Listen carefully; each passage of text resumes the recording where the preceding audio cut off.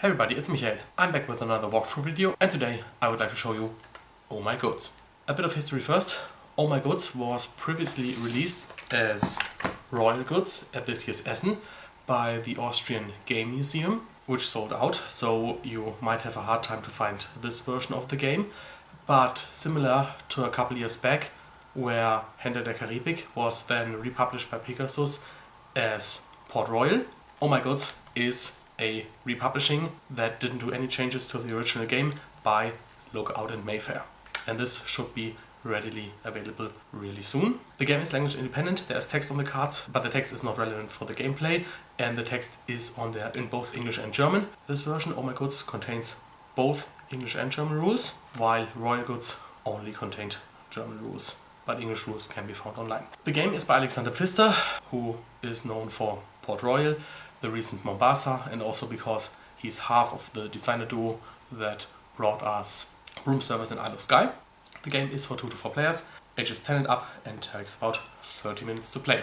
What's it about? Thematically, it's your typical Euro game set in medieval ages, and the players are trying to build production chains of different goods, building new buildings, hiring assistants to improve their capacity to produce, and in the end, whoever has the most victory points from their buildings and their assistants, and in a way the produced goods, will be the winner.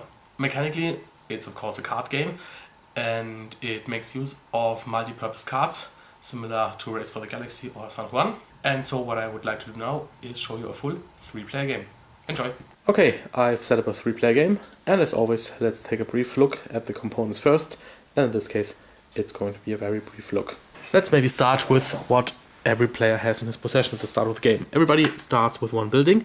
It's a char burner for everybody, but they're slightly different because, for example, to activate the char burner, the blue player needs 2 grain and 1 wood, and the red player needs 2 wool and 1 wood. So this gives everybody a bit of a random variable starting point. Also, these markers don't come with the game. I've once again put them here so I can easily refer to the different players. On the char burner, each player has a stack of 7 cards, and when a card is face down on a building, it represents a good produced by that building. In this case, it's coal, and each coal is worth 1 coin. Everybody gets a worker. These come 2-sided, male and female, but that's the only difference. Functionally, they're the same. And also everybody has 5 cards in his hand at the beginning of the game. Blue is also the starting player, which we can see because he has the deck. And then finally up here we have a random selection of 6 assistants, and those are also 2-sided, so you select 6 cards randomly. It's always twice the amount of players, and then you also randomly decide which side will be face up. And the players can hire these during the game if they meet the conditions on them, and the conditions are that you have to have a certain amount of buildings in a certain color. So for example, this assistant can be hired once a player has at least 2 green buildings in his tableau. The goal of the game is to get the most victory points, and victory points are represented by these icons. So assistants will be worth victory points, buildings will be worth victory points, and leftover goods will be victory points at the end of the game. The game is played over a certain amount of rounds, and each round has 4 phases. And the first phase we get income. That means that everybody gets 2 additional cards into his hand. So blue will give everybody another 2 cards. Next, phase 2 is sunrise. First we build the market, which is a common offer for everybody, and that is done by revealing cards and putting them in the middle of the table. Now, cards have multiple purposes. On the one hand, they represent the building on it, so in this case a market office. On the other hand, they also have a resource over here. And finally, and this is only important for the phase we're currently in, they could have half a sun here, or they couldn't. In this case, there is half a sun. And for the sunrise, we flip cards until we see 2 half suns. So the phase could be over with the next card, or it could be 6 more cards. Let's find out.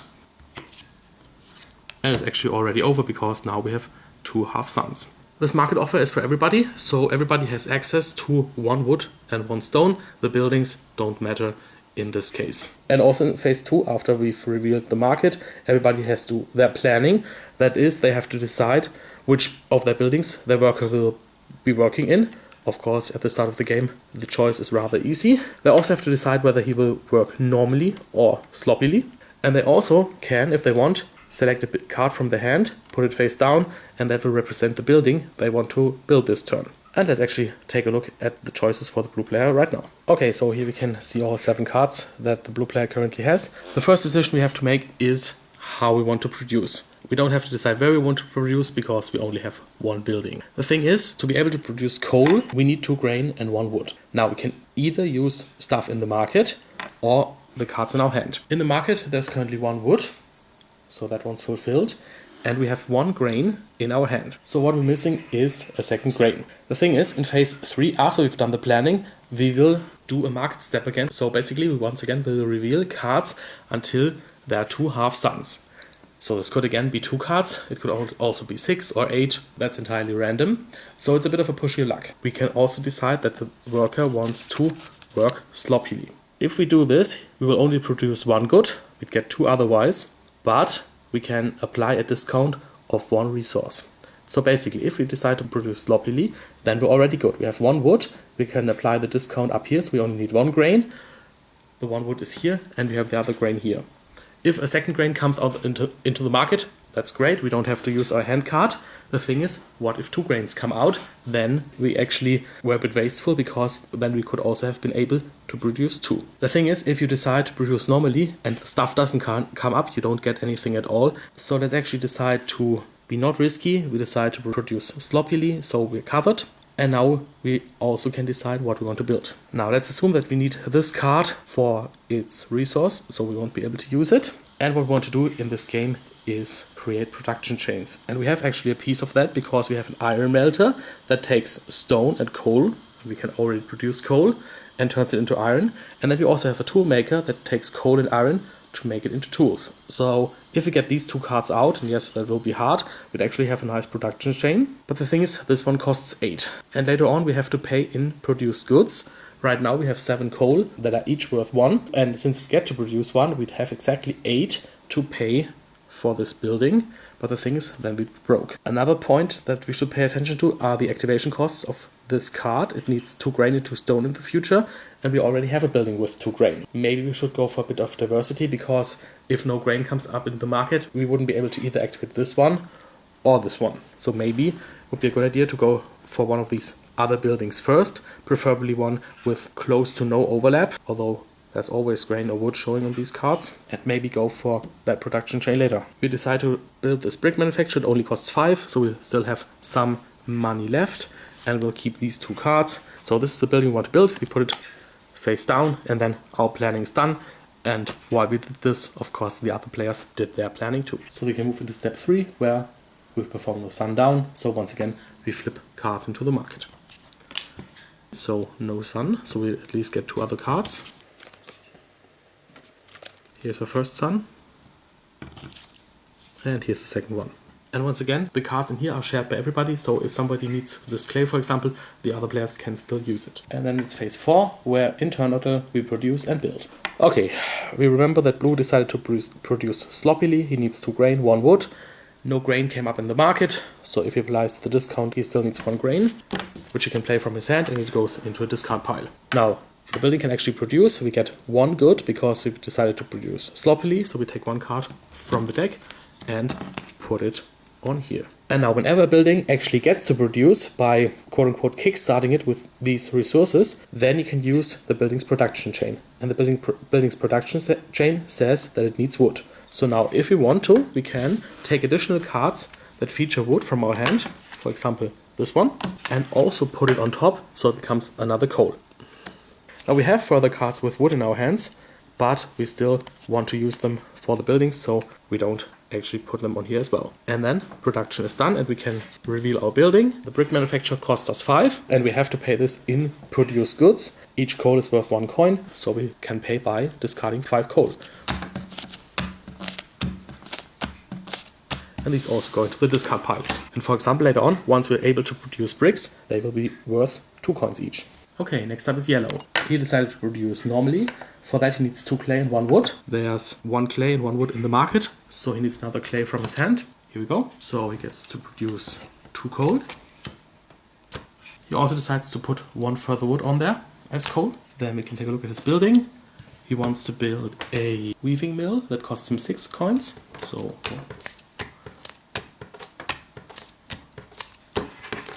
So his production is also done. And finally red decided to produce sloppily. He needs 2 wool. There's no wool in the market, so he needs 1 card with wool, but unfortunately he doesn't have a single one. He cannot produce anything. That also means that he cannot use the production chain, because that can only be used if you're actually producing something. So he only gets to build this turn, and he wants to build a sawmill for 3.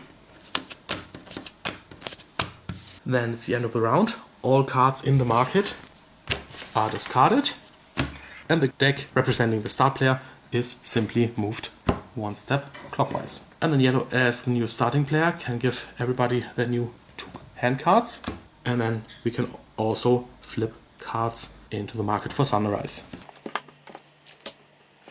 I should also note that the green cards with wood are the most common ones, but the others appear with the same frequency. So we're done. 2 clay and 2 wood are in the market, and everybody does their planning again. Let's say blue wants to do the following. He wants to produce in his brick manufacture this turn. He needs 3 wood and 1 stone. He doesn't have a stone in his hand, and there is none in the market yet. So let's assume he wants to play it safe. He produces sloppily, gets a discount on the stone. He still needs 3 wood. There's already 2 in the market.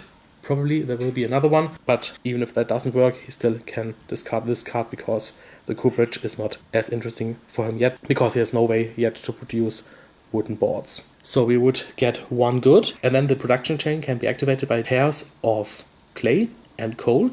We have plenty coal, and we also have 2 clay in our hand, so that should work fine. What do we want to build? Why not go ahead and build the iron smelter? It costs 8, so we have to check whether this will be affordable. Since the production chain is activated by pairs, actually each card in that pair will become a brick. So if we can produce 2 pairs and we're producing 1 good, that'll be a total of 5 bricks. So with 4 of those, we should be able to pay the 8 for our building. So we're done with planning, and of course the others are as well. So we perform the sunset, and we're already done. Yellow will go first. He decided to produce in his char burner. He needs 2 clay and 1 wood. All of that is in the market, so he gets 2 goods. Then the production chain can be activated with wood. He decides to put 1 wood on here, and then his new building is a tailor shop that will be able to further manufacture the cloth that he makes in the weaving mill. It costs 7.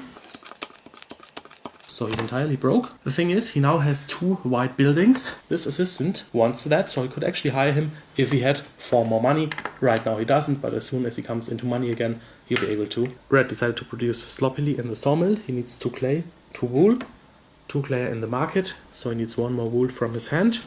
Here it is, it's discarded. He gets 1 good, which is actually a wooden board.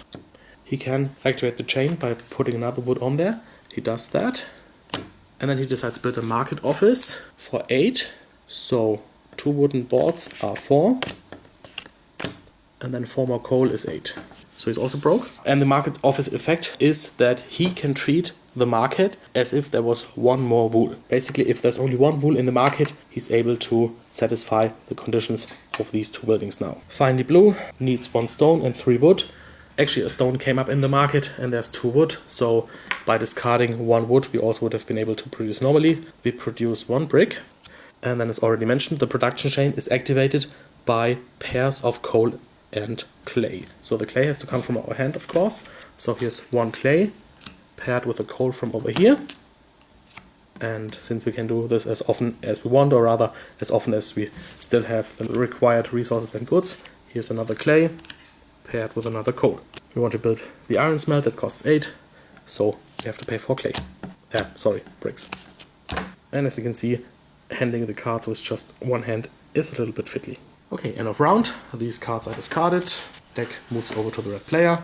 He gives everybody their 2 cards. Then we fill the market. Getting a big selection this time. And we're done.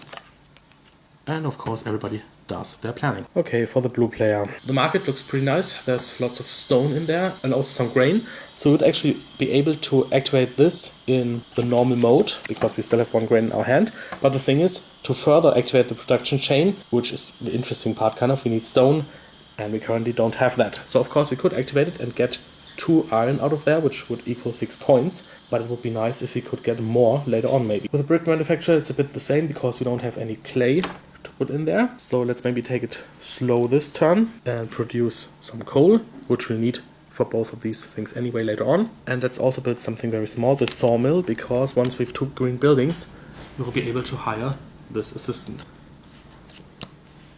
Okay, sundown. And we're already done. Red produces. He decided to gamble and it paid off. He needs 2 wool and 2 clay. There's 2 clay up here in the market. There's 1 wool here.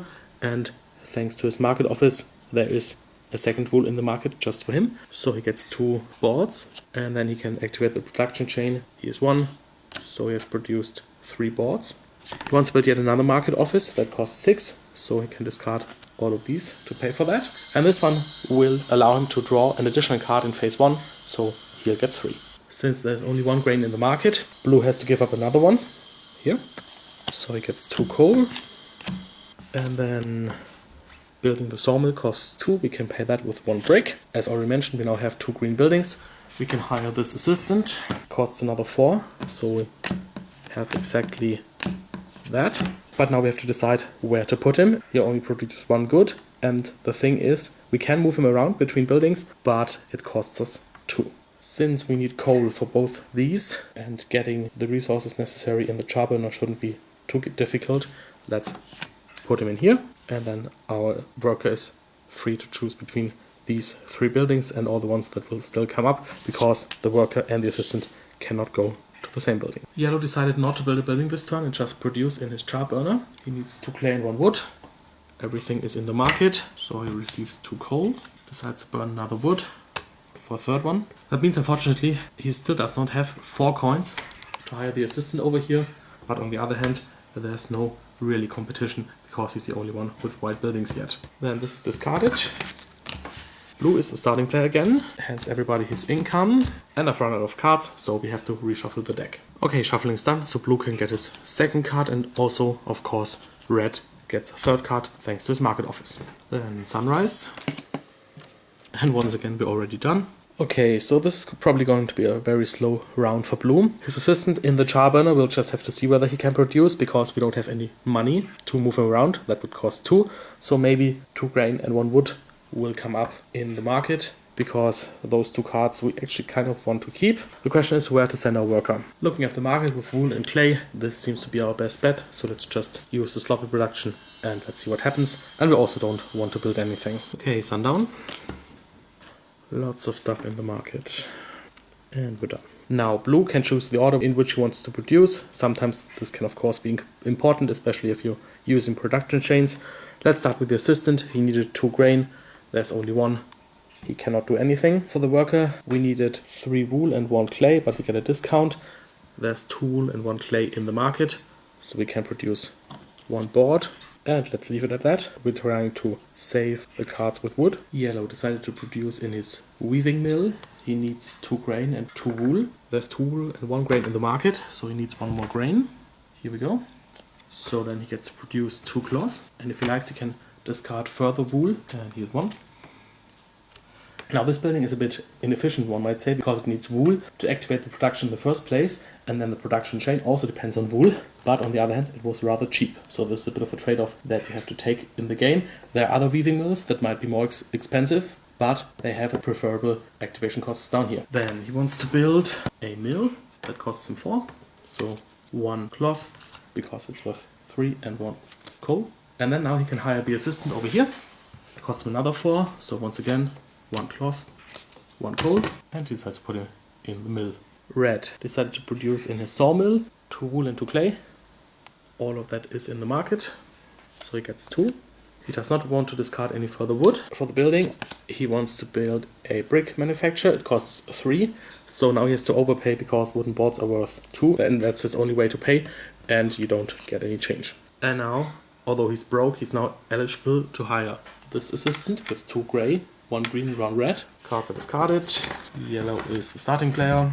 Everybody receives the hand of cards. Sunrise. And we're already done. And then everybody does their planning. But from now on, I'll only show you the blue player's planning if something noteworthy happens. Sundown.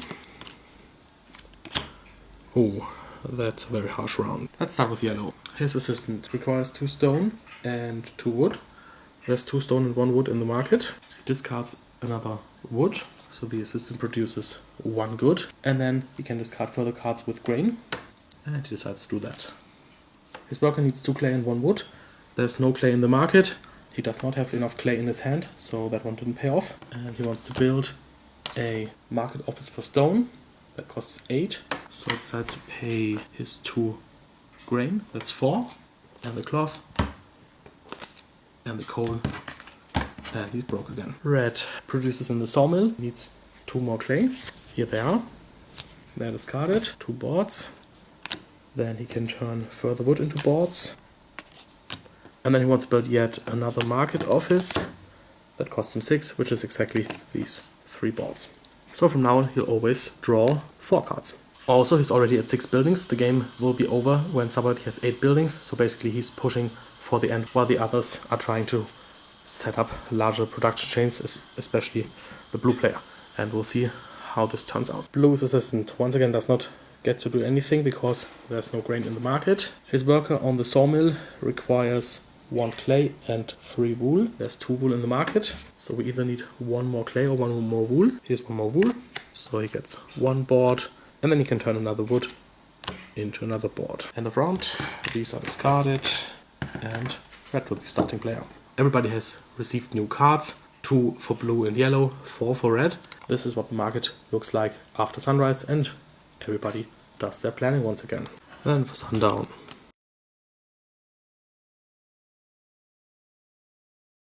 Red wants to produce in his sawmill. There is enough clay. There is actually no wool in the market. 1 he gets from here, and he can discard the other one. So his sawmill produces 2 goods. He decides to give up another wood.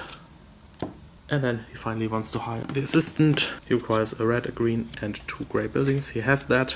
He costs 6, so that's all he has. And he decides to put him into his char burner. Since blue needs the coal that the assistant produces over here, he decides to have the assistant produce first. 2 grain and 1 wood. That's all in the market. So that's 1 good plus another. Then over here he needs a stone and 3 wood. All of that is in the market, so that's 2 bricks to start with. But then he can discard pairs of coal and clay. He has 2 clay in his hand, plus the 2 coal from over here. And then he wants to build the cooperage, which can use the boards produced in the sawmill. It costs 11, so you'll definitely have to overpay because he only has goods that are worth 2. And he does it by paying all 6 of his bricks. Because of course he wants to keep the boards for next round when he can use them over here. Yellow decides to use the assistant first. He needs 2 stone and 2 wood. All of that is in the market, so he produces 1 and also uses the production chain for a second one. Then over at the char burner, the requirements are fulfilled, so that's 2 coal plus another 2. He wants to build a market office for clay. It costs 8, so this is basically all he has. 4 coal and 2 flour. So he's at 6 buildings, and so is red, but blue is only at 5. Round is over. Blue becomes the starting player, gives everybody his hand. I'll probably have to reshuffle, and then we'll do the sunrise. After sunrise, there are these 4 cards in the market. Sundown. And then we're off with blue.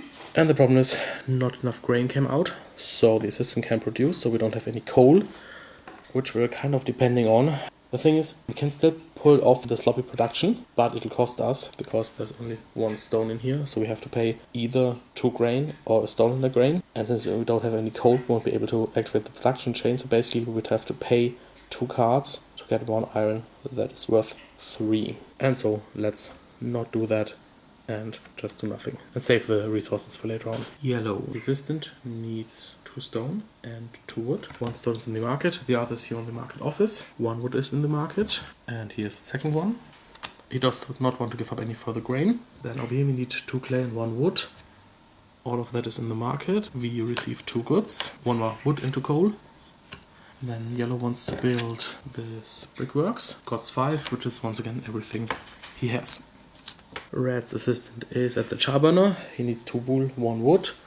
All of that is in the market.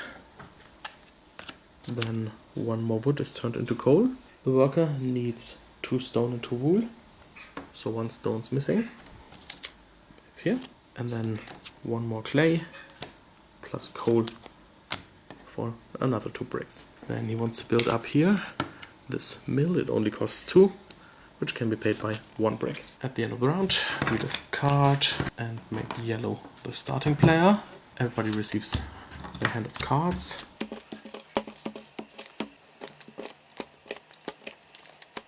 And then, of course, everybody can plan. During planning, red decides to pay 2 to move his assistant over here to the sawmill. Then sundown.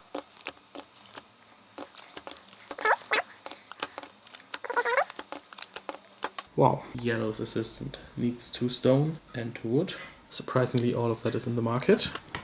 His worker needs 2 grain. There's only 1 in the market, but he still has 1 left, which he decided not to give up here for obvious reasons. Then he still needs 2 wool.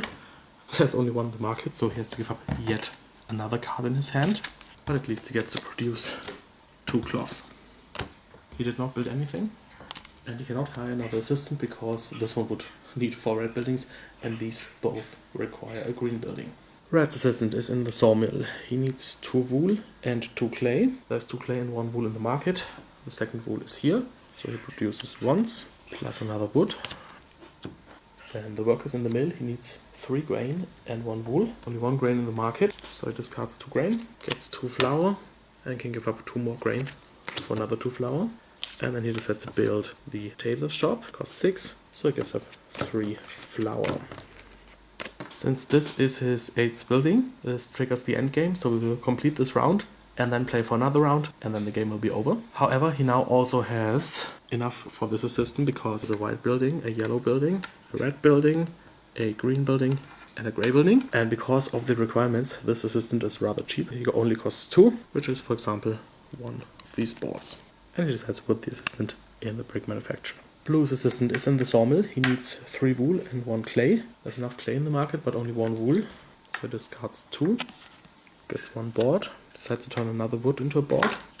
And then over at the cooperage, he needs 3 clay and 2 grain. 3 clay and 1 grain are in the market. He discards another grain, but now he gets 2 barrels. Each of them are worth 5. And then he can turn as much boards as he wants into barrels, and he decides to do it with all of them, which is huge, of course. And then finally he wants to build the toolmaker for 17, so he probably has to overpay by paying 20. Okay, then it's the end of the round. These are discarded. Yellow becomes the starting player, and we move into the last round by first giving out hand cards, and then we'll do the sunrise. Then planning. Okay, then sundown.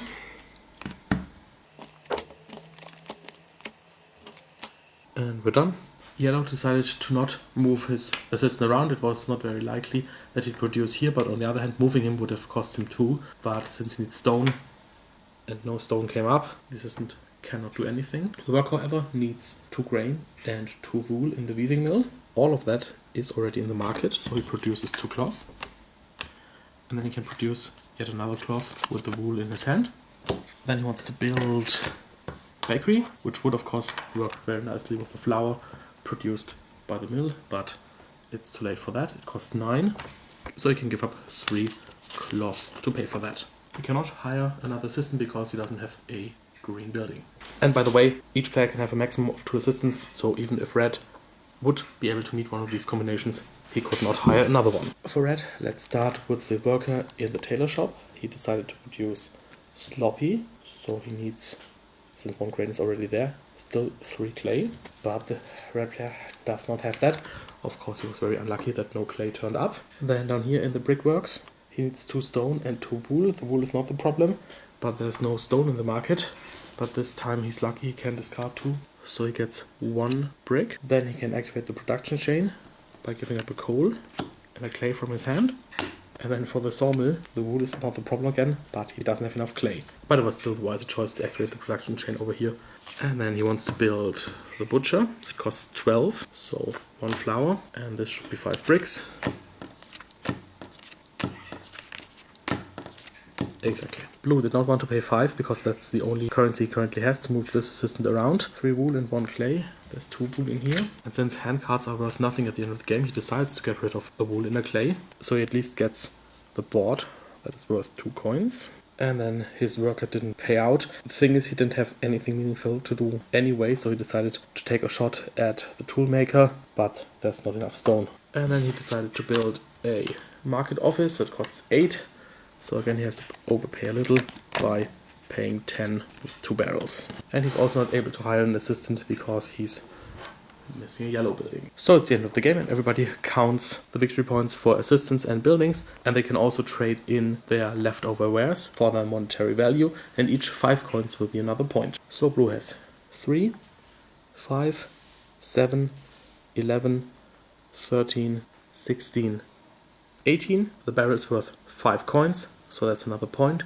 So we're at 19. Then he has 2 money left over, which could be important for the timebreaker. Yellow has 3, 6, 9, 11, 13, 16, 18, 20. Then his remaining goods are worth 8. So he's at 21 points with 3 coins remaining. And finally red has 4, 7, 9, 13, 16, 18, 20, 26, and 2 coins remaining, making him the overall winner. And that was one full game of Royal Goods or Oh My Goods. Okay, I hope you enjoyed this overview. I know I'm not the first person or reviewer to say this, but for such a small card game, Royal Goods comes with a lot of game and also a lot of very interesting decisions. And that is of course mainly due to the multi-purpose cards. For each card you have to consider whether you want to building on it or whether you want to use the resource. And if you want the resource, then you have to consider whether you wanted to activate a production of a building or a production chain, and the latter is usually more interesting, although if you don't start the production of a building in the first place, then you can't activate the production chain. So you basically have to make every single card count, and let's face it, there's not that many ways to get cards. You get 2 per round. If you have the market office, that gives you another card, or even 2, great. And there's also an interesting point where the game departs a little from other multi-purpose card games, like San Juan, Race for the Galaxy, or Imperial Settlers, because usually in these games, towards the end of the game, you get more and more cards, usually. So you have a bigger selection, but of course, here the market comes in. Talking about the market, as you've seen, the results can be very swingy, and depending on what your tableau looks like, this can affect you more or less. But if the situation is bad, then it's probably not your fault, you just were unlucky, and that's something you have to live with. But since the playtime is not that high, I think that's excusable. Interaction-wise, you've probably seen this. This is very much the definition of multiplayer solitaire. The only interactive element is basically the race for the assistants to fulfill these requirements. Then I'm already done. As always, thanks for watching, have fun playing, and until next time, bye bye!